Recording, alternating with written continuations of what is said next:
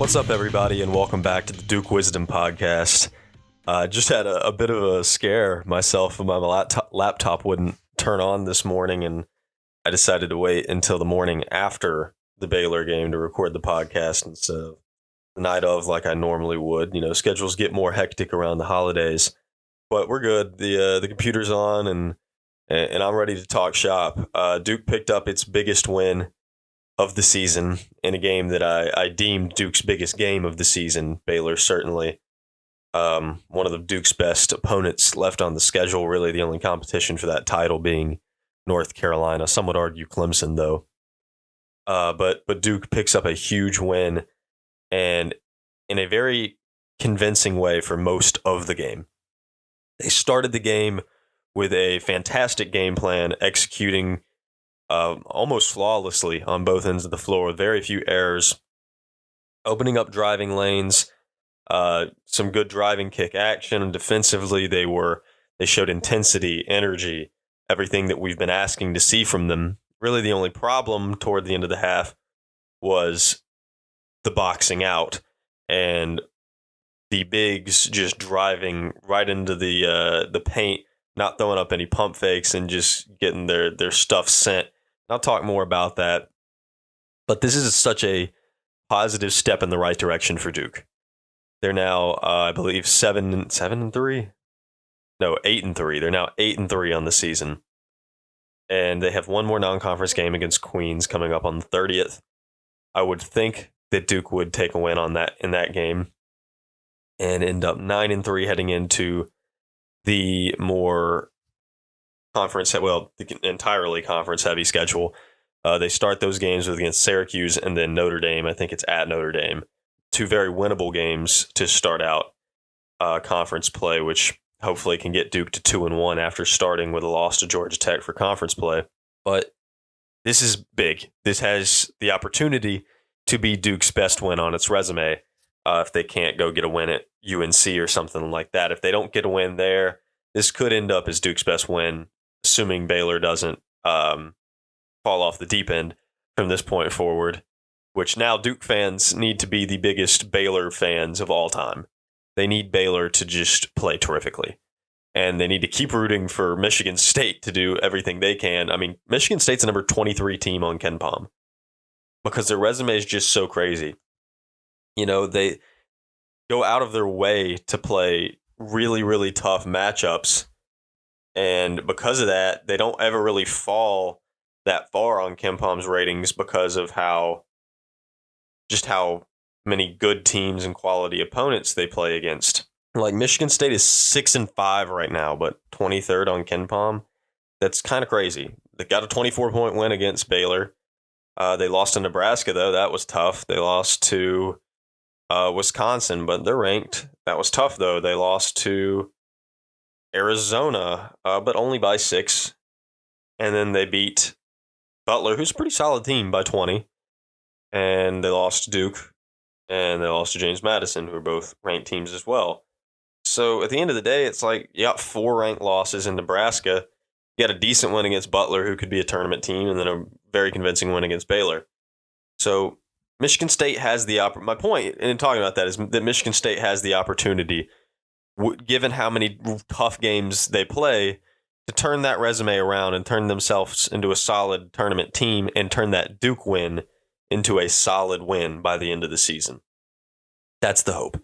Baylor is in a gauntlet of a conference in the Big 12. It won't be easy for them to maintain a top 15 resume, or top 15 ranking rather, resume. They'll be able to do it probably. And Duke's got to hope that they can, because a lot of their seeding at the end of the year might be contingent upon what's this win look like by March. But what it looks like in December is a really good win. And I think no matter what Baylor does the rest of the season, this win is huge for Duke because it is such a confidence builder. It is something that Duke can build upon and make a really good season off the foundation of this win. They looked great in so many ways. They fixed so many different issues. And now Duke is 2-0 all time against Baylor. And it's so crazy that the end score of this game was almost the exact same score as the first time Duke played Baylor, which was in the Elite Eight in 2010. Duke won last night, of course, 78-70. They won in 2010 in the Elite Eight, 78-71, just a 1-point difference. I went down a rabbit hole looking at that game and checked on the box score. And it is I didn't remember this, but it is so wild how they won that game with Kyle Singler shooting 0 of 10. Kyle Singler shooting 0 of 10 from the floor and 0 of 5 from 3 is just crazy. But huge games from Nolan Smith and then Coach John Shire in that one, 29 for Nolan, 20 for John. It was Jared McCain who had the big game in 2023, though. Want to join a community of Duke accounts publishing news, theories, and predictions on Duke athletics? Join the Duke Wisdom Network. Just go to dukewisdom.org/join network today and fill out the form with your name and social media. Or you can DM at Duke_wisdom on Twitter or Instagram. Become a part of the community of Duke fans publishing their takes today. Again, that's dukewisdom.org/join network or DM at Duke_wisdom on Twitter or Instagram. McCain now in 2 of his last 3 has scored exactly 21 points, which is, of course, both games tied for his career best. He's been huge. He has turned it around. I mean, he was averaging I think 6 or 7 points a game at a point. He's now 10.5 points per game. I was constantly questioning, why is he still on first-round mocks? I'm not questioning it as much anymore. I think he's maybe a 45% three-point shooter, and he and Jeremy Roach continue to shoot the ball fantastically from 3. Roach needs to shoot more. He's a 50% three-point shooter. He's only got 2 attempts in that game. I think he still needs to shoot more threes. I think the team as a whole probably does need to shoot more threes. Only 12 attempts. But I think McCain and Roach specifically, and then even some attempts from Foster wouldn't hurt. And Power. But I'll get into that more. Jared McCain, though, 7 of 11 from the floor, 3 of 6 from 3, and perfect from the line. His shooting splits are fantastic from 3 and from the free throw line, especially. I'm pretty sure, though. I want to look at those specifically. I know that he did miss a free throw, so it's not 100% anymore. He's missed some. He's 87.5%, but that's terrific. 44.9, so I was right, just about 45% from 3. He's shooting 44 from the floor. And what has really impressed me from Jared McCain and what has really improved is I think his biggest problem at the beginning of the season wasn't that he wasn't hitting a bunch of threes. He was still hitting some threes.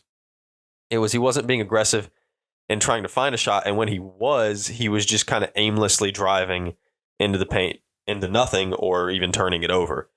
But now he is finding the right lanes. He's using his body to shield off contact, and he's finishing in the paint. He's able to get his scoring going on all 3 levels, which is very important to freeing up more of those 3-pointers. Because when Jared McCain's playing well, Duke is playing very well. That is, I think, a very direct correlation. And he can be huge for this team because of his 3-point shooting, but he's been able to open the floor up and really get those looks going inside and those driving lanes. His finishing was terrific. Caleb Foster's finishing was terrific. He played 34 minutes as starter again with Tyrese Proctor, still out with that sprained ankle, and he was 4 of 9 from the floor. Bunch of really solid drives from Foster and some really tough shots. He ends up with 12 points, made all his free throws. As a team, the team went 24 of 29 from the line, which was huge. A couple misses from Mark, a couple misses from Flip, and a miss from Jeremy. But other than that, they were perfect. But Foster, another great game for Caleb Foster in the starting lineup.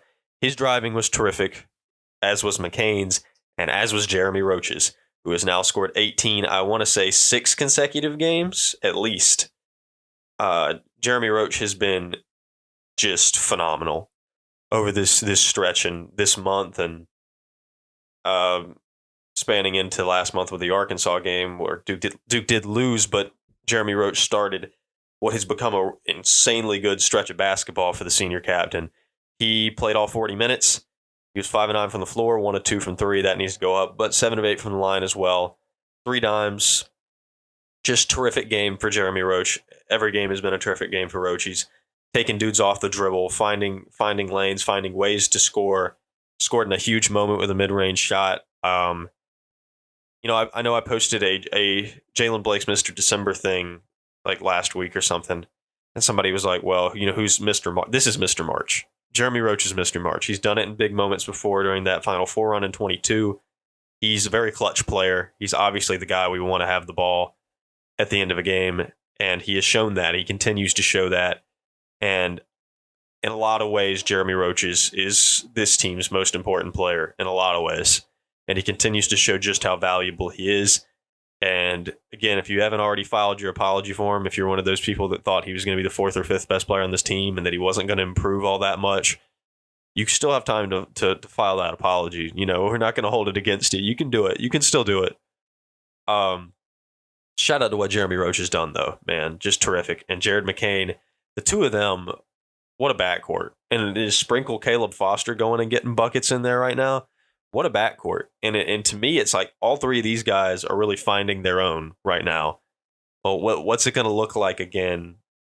It sounds a little stupid to be worried about reintegrating a projected lottery pick point guard into the rotation, but it's like in the 3 games now that Proctor's been out, these 3 guys have really found their role. They found what they're supposed to do, and they're doing it very well. And so I am actually maybe a little bit concerned about reintegrating Tyrese Proctor into the rotation, because it's like, how is that going to affect these 3 guys' roles that they have found? But, it's just the worry wart in me that changing anything is going to make something go awry. But ultimately, Proctor should slip back into the rotation very well and hopefully find his own, because Proctor was struggling to shoot the ball a little bit, obviously being a very good distributor. And when Tyrese comes back, you'd like to see him get more buckets like the guards are doing. I think the offense has to be, the guards have to be the focal point of the offense, because a lot of teams, and I think this is how Scott Drew up the plans for this game, was we have to stop Kyle Filipowski. Kyle Filipowski is Duke. Look at his numbers. Look at what he's doing. And you could tell that there was a lot of emphasis on stopping Kyle Filipowski. And for most of this game, there was a lot of success for Baylor in stopping Kyle Filipowski. But it really didn't matter, because Duke's best part of their game isn't Kyle, it's the guards. I've ragged on the 3 and 4 guard lineups, but there's a reason John plays them. The guards are good. They're good, and they finally have found their own to where now I'm not mad about 3 guard lineups. I'll still be mad about 4 guard lineups, but 3 guard lineups, they're looking good now. They're working. And Scott Drew needed to prepare a little bit more for that than he did for Filipowski, and I think that ended up being Baylor's fatal flaw by the end of the game. A little bit too much emphasis on stopping Kyle Filipowski. And ultimately, it was Misi who decided to take Kyle straight out of that game for a lot of time. He ended up with 5 blocks for Baylor.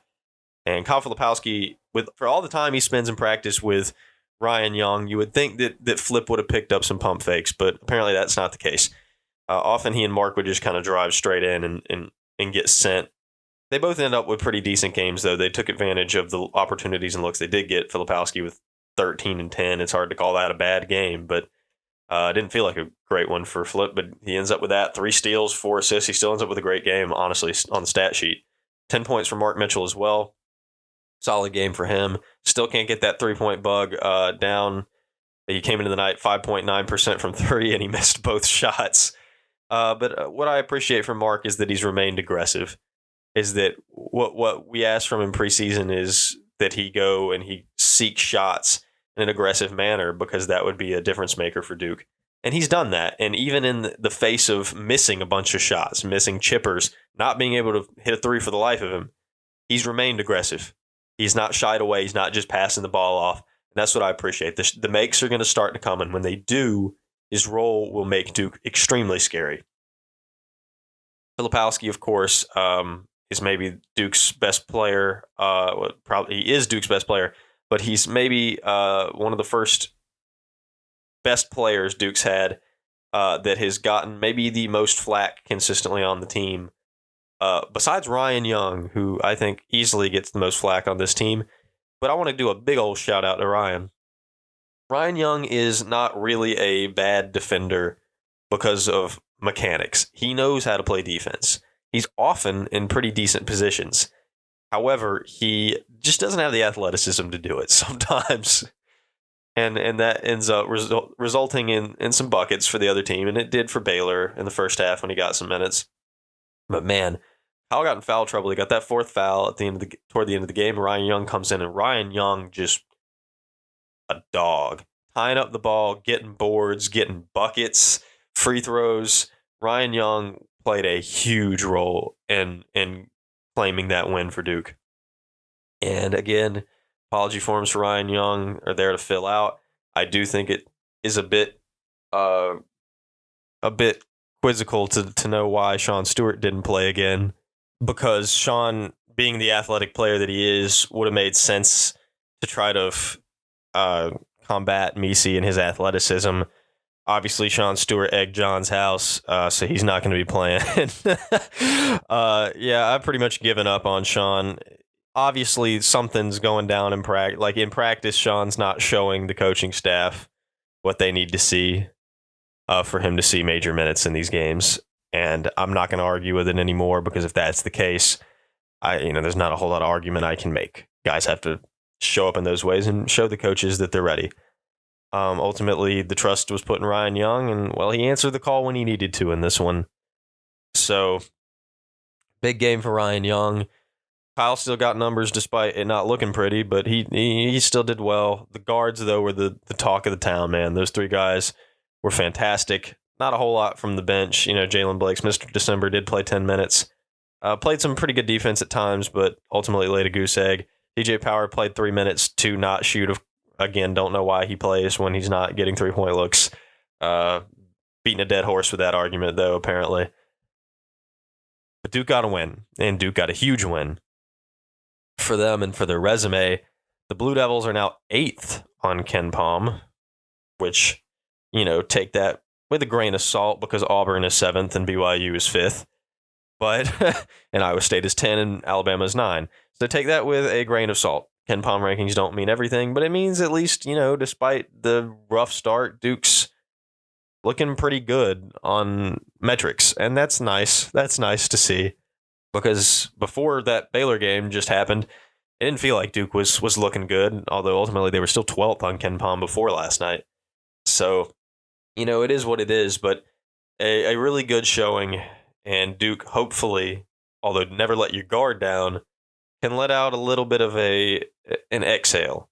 Problem now is that if Duke's going to get a higher seed in the tournament, you'd like to see them only have like 6 losses, maybe 7, which would mean that Duke has room to lose 3 to 4 games the rest of the season to make that happen. But they also have to build a high tournament resume with big wins. Duke only plays Clemson once. They only play Virginia once. They only play Miami once. Do play Carolina twice, of course. I think the likelihood of them sweeping Carolina is pretty low, though. So Duke needs to split Carolina, beat Miami, beat Clemson, beat Virginia. That's a big ask. And then the question comes, if they're able to do that, where are the losses? If they're losing 4 more games, who are they losing to? For it not to be too bad, those losses would need to be like at Virginia Tech, at NC State, at Wake Forest. Those losses aren't great losses, although they're not horrible. So don't lose to Georgia Tech again is a great place to start. But they've got doubleheaders with like Notre Dame, doubleheaders with Louisville, of course with Wake Forest, I think with Pitt. I could be wrong about that. So they don't have an incredibly tough conference slate, all things considered. They have a chance to put up a 16. I'd like to see a 16-4 record. So that's 3 more losses.